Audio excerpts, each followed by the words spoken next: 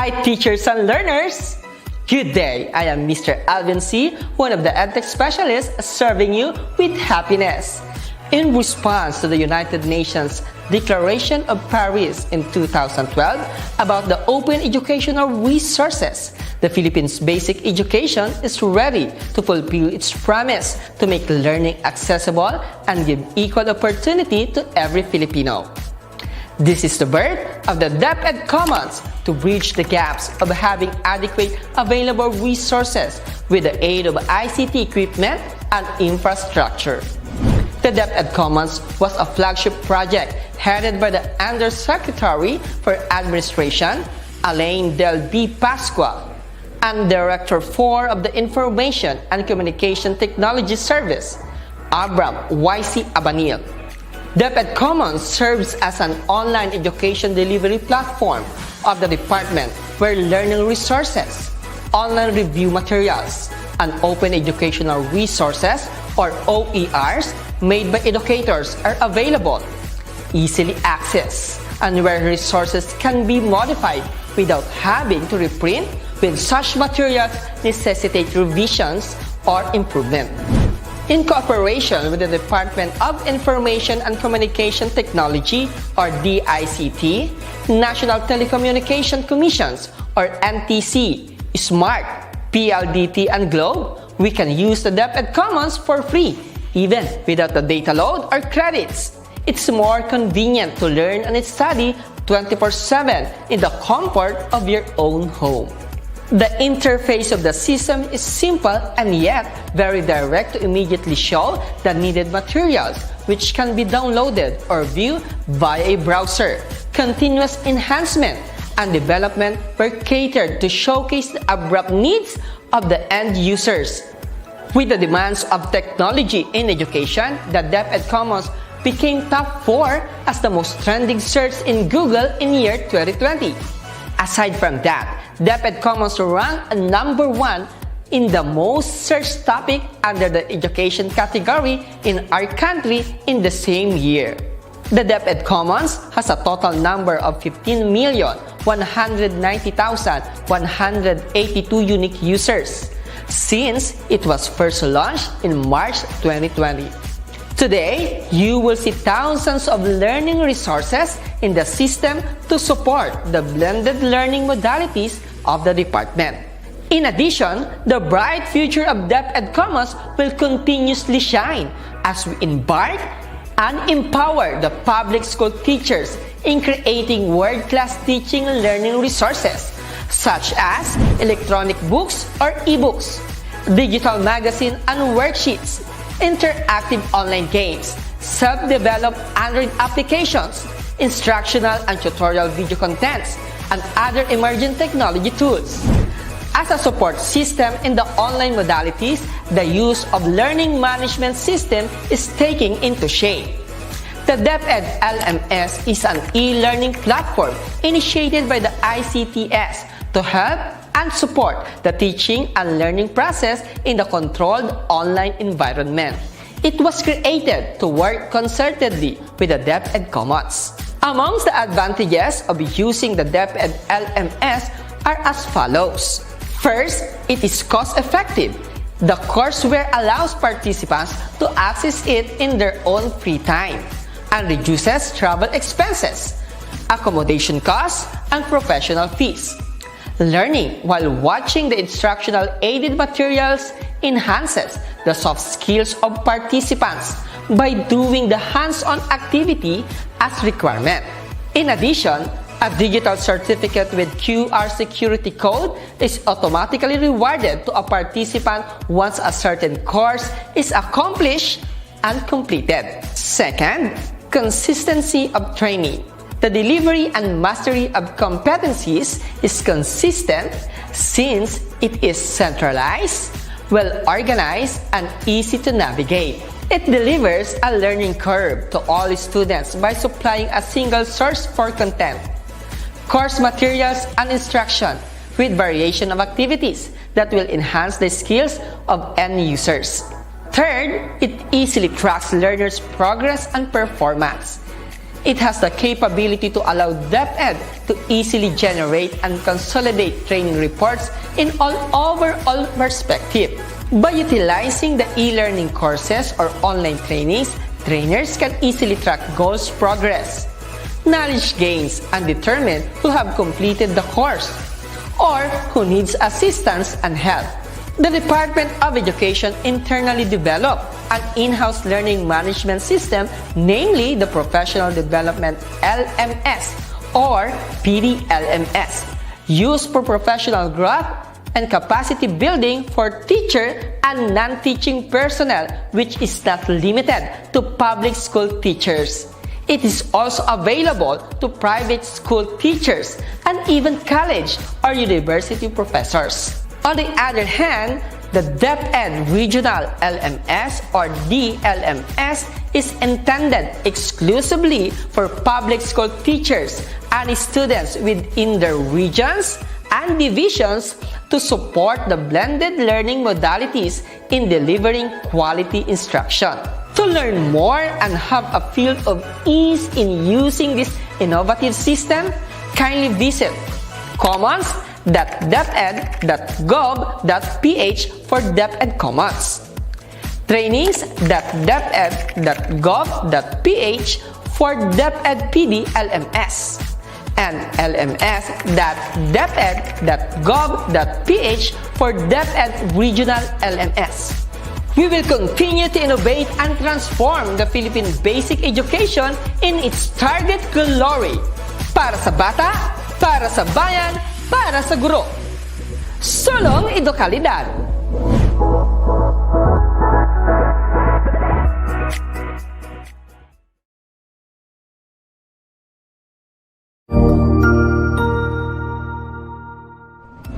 Magandang araw, Sir Wilbur po, at your service. Narito ang ETUlay upang gabayan ka sa inyong pag-aaral upang lubos na maunawaan ang iba't ibang paksa o subject. Ang ETUlay ay isang free online tutorial class na pinangungunahan ng DepEd Educational Technology Unit sa pamumuno ni Undersecretary Elaine Del B. Pascua. Ang programang ito ay hindi lamang para sa mga bata, kundi ito rin ay magsisilbing gabay sa mga magulang at mga guro kung paano nila ituturo o gagabayan sa bawat asignatura ang kanilang mga anak o mga estudyante. Sa kasalukuyan, ang self-learning module mula sa rehiyon ng Calabarzon at kilala sa tawag na pivot ang ginagamit sa ating ETUlay online class. Kaya ano pang hinihintay ninyo? Ihanda na ang inyong mga ballpen o lapis, papel o kwaderno at samahan kaming itulay ang pagkatuto para sa bawat batang Pilipino. Sama-sama tayong magtutulungan para malampasan ang mga hamon sa panahong ito. Halina't matuto kasama ang inyong online tutor sa oras na ito.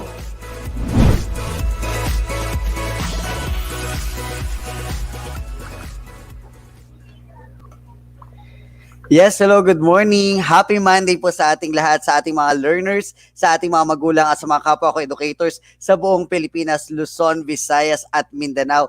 Isa pong magandang umaga po sa ating lahat at sana po safe po tayo dyan sa ating mga tahanan. So ngayon po ay nandito tayo sa ating mathematics remediation po para sa quarter 4, week 4. Ang metric conversion. Pero bago ang lahat, huwag po nating kalimutan na i-like at i-share po ang ating mga DepEd pages para po masigurado natin na mas marami pa po tayong matutulungan na kabataang Pilipino pagdating sa pagkatuto. Ang DepEd Philippines, DepEd TV, DepEd Tayo at DepEd Edtech Unit. At huwag din po kalimutan mag-subscribe sa ating official YouTube channel, ang DepEd TV Official, DepEd Philippines at Educational Technology Unit. Palambing na rin po, pakilike at pakishare po ang aking personal page, Simply Have Heal, ang Samal National High School Annex Official at DepEd TV 1 Bataan Production Team. At bago ang lahat po, bumati lang muna tayo ng ating mga live viewers ngayong umagang ito dahil it's Happy Monday and Happy Monday morning sa ating lahat. Hi kay Sean Nathaniel Hernandez, Kevin Neil Andres Pastor, Akisha Ariola from SDO Lipa City at sa kanyang teacher Ma'am Van Briones. Gayon din kila Princess Niega from Calamba, Laguna at ang kanyang advisor Rufina Nazareth Suelto at kila Erin Miranda at kila Christine Vasquez, Trinity, Carlo Mariano, kila Mary Chris Raimundo, at kila Fiona Ariola from San Jose, Batangas, at sa kanyang teacher Sir Joel M. Arceo mula sa SDO Lipa City din, at si principal nila na si Ma'am Aleli. Magandang umaga po sa inyo. Alcris Adriano, magandang umaga din. At ganun din sa kanilang principal, Ma'am Susana T. Gabriel, isa pong magandang umaga sa inyong lahat. Clark Joshua Bartolome, magandang umaga. Julian Pajardo, Gallagher Aguila, Tutor Jessica, magandang morning. At kila Christopher Eliorim, Calvin Klein Mohar, at kila Daisy Jewel Magbanwa, Shaima Gablines, Martin, Presa, and Emeline Belen, Connie Alvarez, magandang umaga sa ating lahat. So magsimula na tayo ng ating pag-aaral para sa Happy Monday morning para sa Mathematics Remediation. So sabi ko nga kanina, ang ating pag-uusapan ay tungkol sa metric conversion. So una, paano nga pala natin ulit kino-convert ang mga iba't ibang units? So last week, kasama nyo rin ako sa ating Mathematics Remediation at napag-usapan na natin na merong 3 paraan para makapag-convert tayo ng ibang unit mula sa isang unit papunta sa bagong unit. So number 1, we write a conversion as a fraction. So sabi ko nga, diba, last week, gagawin muna nating fraction yung ating pinaka-conversion or yung pinaka-reference conversion of units natin. Pangalawa, tatanggalin naman natin yung mga units sa magkaparehas sa kanila. At magagawa lamang natin yon kung ang numerator at denominator ay magkaparehas na units. Ibig sabihin, pwede na nating i-cancel out ito. And then after that, i-convert na natin at perform ang ating indicated operation. So mula dun sa unang unit, mapupunta na siya sa ating bagong unit of measurement. Ayan. So, okay. So, alam na ba natin? Kuha na ba yan? Nasundan ba natin? So ito lamang ay pagpapatuloy ng ating pag-aaral last week tungkol sa ating conversion of units. Yes, good morning din, Sena Marie Igna from San Roque Central Elementary School, Davao City. Magandang umaga. And Shaima Gablines, magandang umaga. Princess Niega, Ana Kushila, and Leia Omosora na nanonood sa ating YouTube channel. And kila Shaima, kila Joanne, and Daisy Jewel at Christy Bibas. Okay, tuloy-tuloy tayo. So, katulad ng sinabi ko, pinag-aralan na natin ito last week, pero magkaroon lang tayo ng balik-aral for this morning. Let us review the definition of conversion of units. So, conversion of units is the conversion between different units of measurement for the same quantity, typically through multiplicative conversion factor. So sabi ko nga kanina, nagko-convert lang tayo mula dun sa dati niyang unit papunta sa magiging bago niyang unit. So ganun lang ang ginagawa. For example, meters to inches, feet to inches, or iba't iba pa na ating naging example or naging halimbawa last week. Ayan. Okay, now let us continue. So metric conversion, just a simple history lang natin. The metric system originated in France in 1799 following the French Revolution, although decimal units has been used in many other countries and cultures previously. So yung metric conversion daw na ginagamit natin in measuring a different yung mga iba't iba natin na mini-measure ay nagsimula pala sa France in 1799. Although, there have been many different measurements and the definitions of the units have been revised. Diba, pansin natin, ang dami-dami na, may meter, merong inches, may feet, merong centimeters, may millimeters, may kilo, may kilograms, may grams. So, ang dami-dami na rin mga nag-e-evolve na ika nga natin mga unit of measurement. While the official system of measurement of most countries is a modern form of the metric system, which is also known as International System of Units. So yun na yung pinaka-updated ngayon. Ang tinatawag natin sa ating mga metric conversion ay International System of Units. Yes, hello, Sarin Elmira Deloy Brehuega, and kay Charisma Moliniawe, magandang umaga. SDO General Natividad Annex, Lerma de la Cruz, magandang morning. At kila Akisha Ariola, Maria Ligaya Poloso, Lerma de la Cruz, Carlo Mariano, at si Shaima Gablines na nagbigay naman ng halimbawa, sabi nga nila, millimeter po, kilometer po, and that is correct. So ang dami-dami na nga kasing nag-evolve na ating mga unit of measurement. Okay, Next natin, let us continue. So ito yung mga example ng ating unit of measurement under the metric conversion. Ito yung mga, ito yung mga example ng sinusukat na under the metric conversion. So sinusukat natin yung temperature, sinusukat natin yung weight, susukatin natin yung length, susukatin natin yung area, susukatin natin yung volume, susukatin natin ang speed, ang time, ang angle, ang pressure, ang energy and power, at ang health and well-being. So, ang dami palang napaggagamitan ng metric conversion, no? So, ibig sabihin, hindi lang pala to sa weight, hindi lang pa to sa length, pero nagagamit dito sa iba pa like temperature nga, like area, like volume, the speed, at iba pa. So, sabi nila Alcris kanina, metric conversion po. Millimeter din ang sagot nila Fiona Ariola, ganyan din ang sagot nila Maria Ligaya Poloso at nila Christopher Eliurim mula sa ating mga Facebook Live viewers. So, yun. So, ito yung mga sinusukat ng ating metric conversion. Okay, so let's have an example on our monitor. Sabi dito let us convert 24 kilometer to miles. Sabi ko nga last week sa ating pag-aaral ay dapat alamin muna natin kung ano nga bang conversion of units ang dapat nating gamitin. So, dahil ang kailangan natin convert ay kilometer to mile, we will use the conversion of units from 1 kilometer is equal to 0.62 miles. And how are we going to do the process, di ba? Sabi ko nga, first gagawan muna natin siya ng fraction. So mula dun sa fraction, sa ating conversion of units, magiging 0.62 miles divided by or over 1 kilometer. After natin magawa yung fraction ng ating conversion of units, i-multiply natin siya dun sa ating given data. So ang ating given data ay 25 kilometers. So we will multiply 25 kilometers times 0.62 miles over 1 kilometer.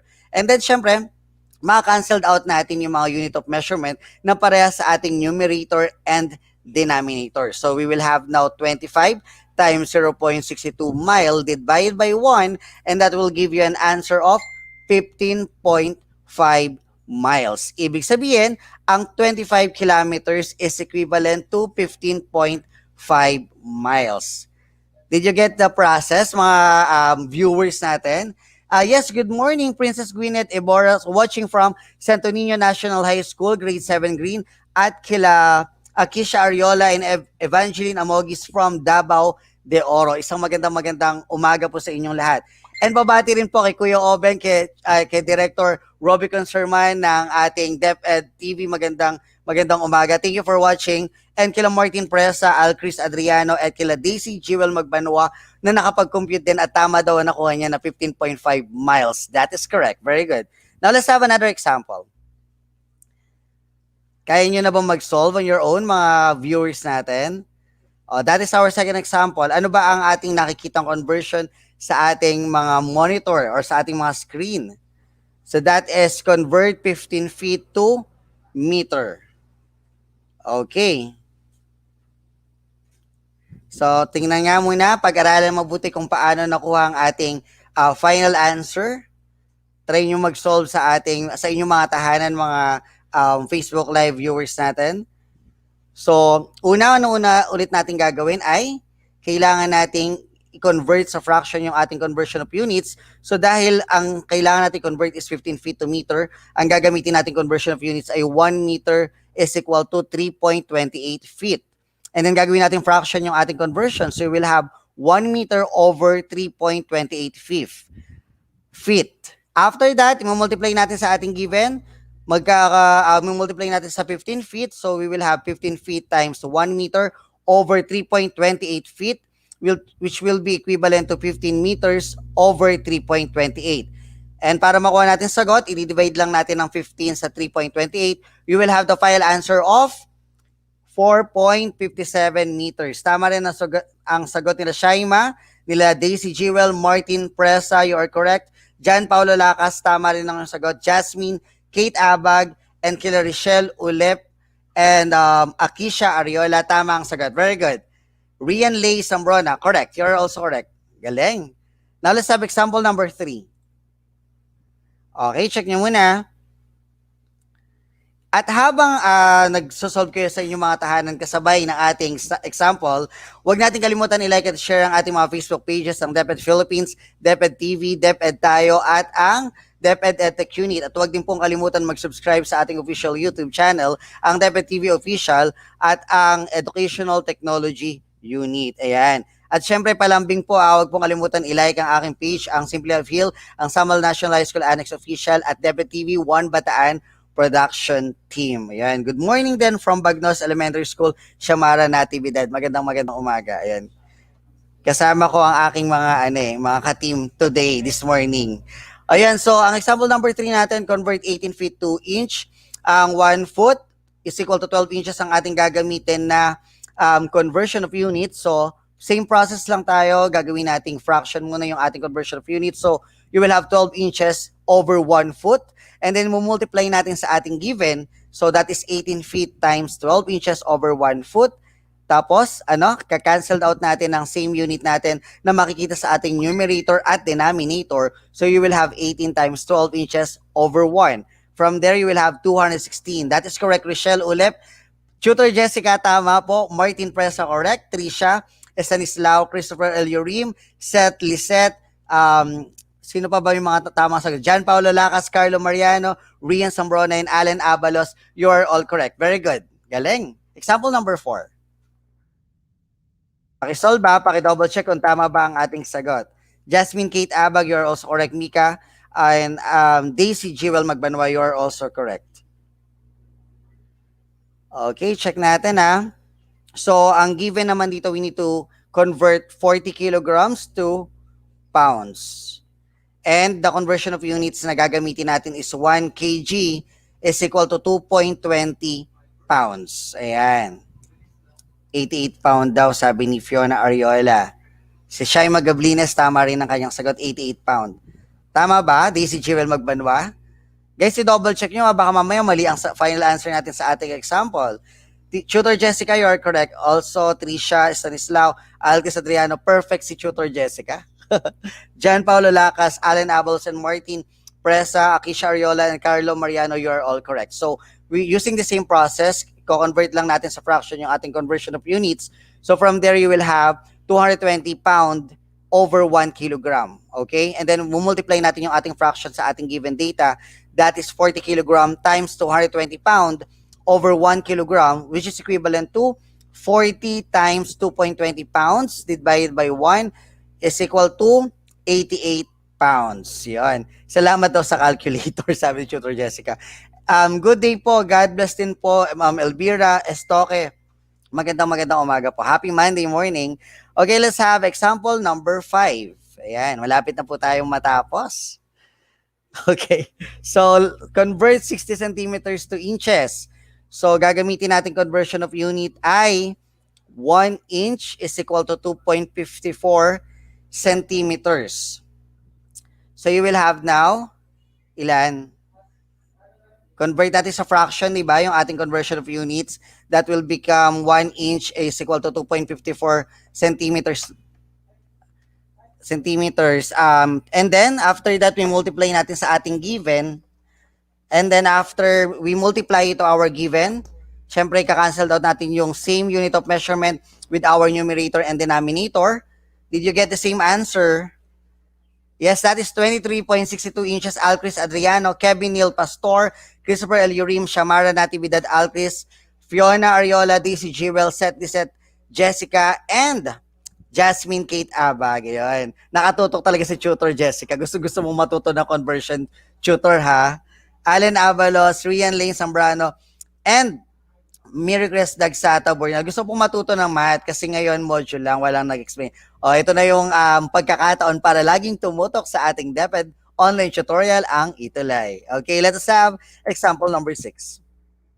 Pagnilayan mabuti kung tama ba ang ating sagot na naka-highlight sa red.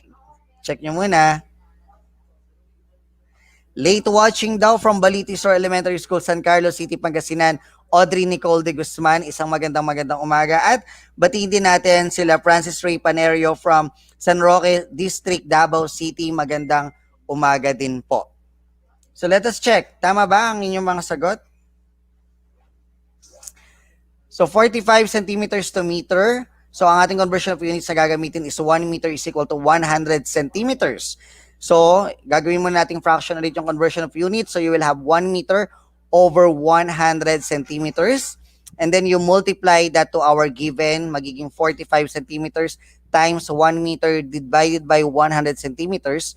Then canceled out yung unit of measurement na parehas na nasa numerator at denominator, which is centimeter. Matitira na lang is meter. So you will have 45 times 1 divided by 100, and that will give you 0.45 meter. You are correct. Christopher Eleurim, Fiona Ariola, Alcris Adriano, Martin Presa, and sila Miri Cres, Fiona, Akisha, Christopher, Jade, Alfred Alvarez from San Pablo, Laguna, correct. Shaima Gablines and Daisy Jewel and Rian, and si Jenny Rose Acoba, Mika Venturanza. You are correct. Let's have example number 7. Double check nga daw. Anong grade po to, sabi ni Richelle Ulep? This is for elementary mathematics remediation. This is for intermediate grade students po. Yan. So nagtanong. Carlo Mariano, you're also correct. Let us check, tama kaya ang ating nakuhang sagot na 2 days ba ang ating 48 hours? Is it 48 hours equivalent to 2 days? Check natin. 48 hours to today. So ang ating conversion of units na gagamitin is 1 day is equal to 24 hours. So as the process, gagawin muna nating fraction yung 1 day is equal to 24 hours. You will have 1 day over 24 hours. And then we multiply that to our given, magiging 48 hours times 1 day over 24 hours. Tapos, we canceled out yung mga unit of measurement na pareha sa ating numerator at sa ating denominator. You will have 48 times 1 day over 24. So that will be equivalent to 24 days. Kasi dinivide natin yung 48 divided by 24. Allen Abel, correct. Fiona, Carlo Mariano, Martin Presa, Alcris Adriano, Shaima Gablines, sino ba? Sila Allen, si Alcris, si Daisy Jewel, tama ang iyong sagot. Let's have example number 8. Check nga natin. So, our objective is to convert 48 hours to minutes. Good morning po, Daniela Kyle Tagay, watching from Canaan East National High School, Division of Nueva Ecija. Magandang umaga. Okay, let us check kung tama yung ating final answer na naka-red highlight. Magto-true or false sa kayo dyan, or pwedeng pakita nyo rin ang inyong na-compute. Pakitingnan nyo muna kung tama ba. Or baka mamaya nagkamali si tutor sa naging process niya. Sabi ni Princess Gwyneth Ebora, 2,880 minutes. Shaima Gablines, ganun din ang kanyang sagot. Tutor Jessica Mika Ventura, good morning daw, watching from Diego Silang San Roque, Davao City, si Rica Mel. Kila Carlo Mariano, correct daw. True daw ang sagot ni Fiona Ariola. And nila Martin Presa, Rian Sambrona, tama ba ang kanyang sagot? That is correct. Very good. So, from our given 48 hours to minutes, our conversion to be used is 1 hour to 60 minutes. So, same process. I-convert natin or gagawin muna nating fraction ng ating conversion of units. So, you will have 60 minutes over 1 hour. Take note nga pala mga ating mga viewers, kapag nagko-convert tayo ng ating conversion into fraction, laging denominator natin is yung unit of measurement na dapat nating i-cancelled out. Kasi yun yung ating imumultiply sa ating given. So, kaya naman naging fraction natin dito ay 60 minutes over 1 hour. And then we multiply that to 48 hours. And then you will have 48 hours times 60 minutes divided by 1 hour. Tapos maka-cancelled out yung ating unit of measurement na hour.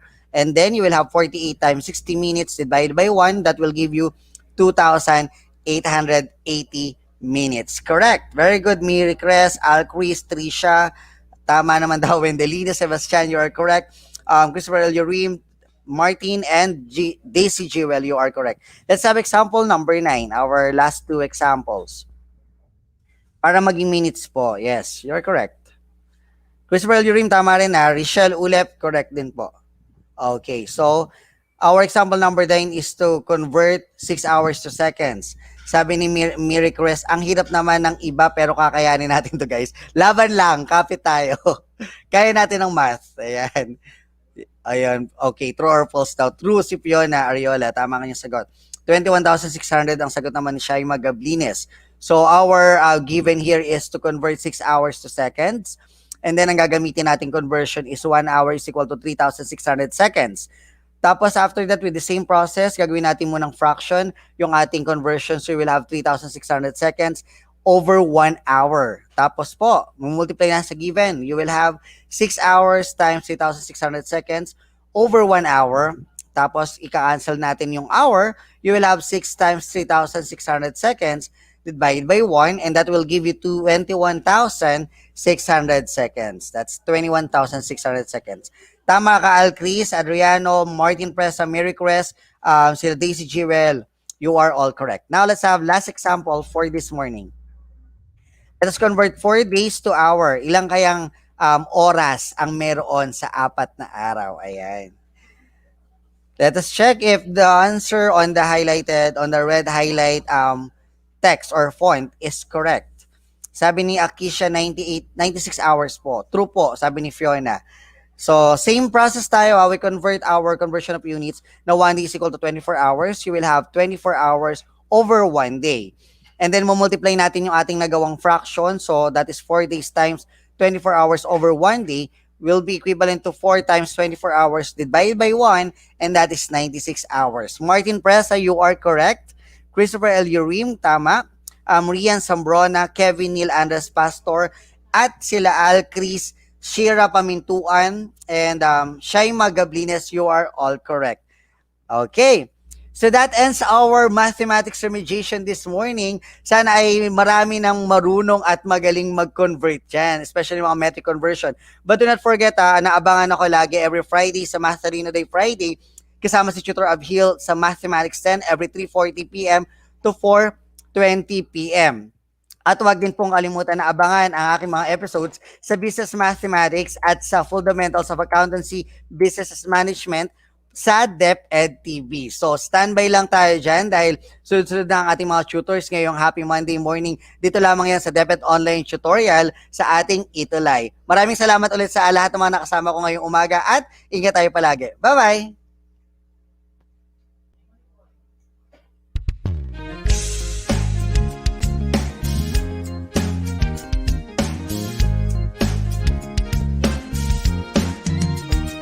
Mga guro at magulang, ating pagtulungan, kabataan ay turuan natin.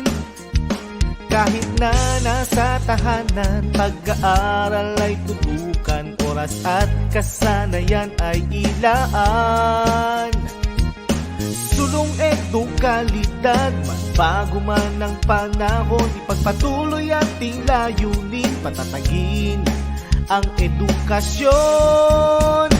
ETUlay ang gabay sa pagkatuto. ETUlay edukasyon itatawid sa iyo. ETUlay paaralan di lalayo sa iyo. ETUlay sa makabagong panahon. ETUlay para sa kabataang Pilipino. Kayo ba'y may katanungan at hindi maunawaan? Kami ang gabay at tulay na magtuturo sa'yo. Sa tulong ng teknolohiya at maging ng social media, paaralan ay kusang lalapit sa'yo. Sulong edukalidad, supuin maling impormasyon, katotohanan nating ituro, paunlarin ang edukasyon. ETUlay ang gabay sa pagkatuto. ETUlay edukasyon itatawid sa iyo. ETUlay paaralan di lalayo sa iyo. ETUlay sa makabagong panahon. ETUlay para sa kabataang Pilipino. ETUlay ang gabay sa pagkatuto. ETUlay edukasyon itatawid sa iyo. ETUlay paaralan di lalayo sa iyo. ETUlay sa makabagong panahon. ETUlay para sa kabataang Pilipino. ETUlay, ETUlay sa kabataang Pilipino. ETUlay, ETUlay sa kabataang Pilipino. ETUlay, ETUlay sa kabataang kabataang Pilipino.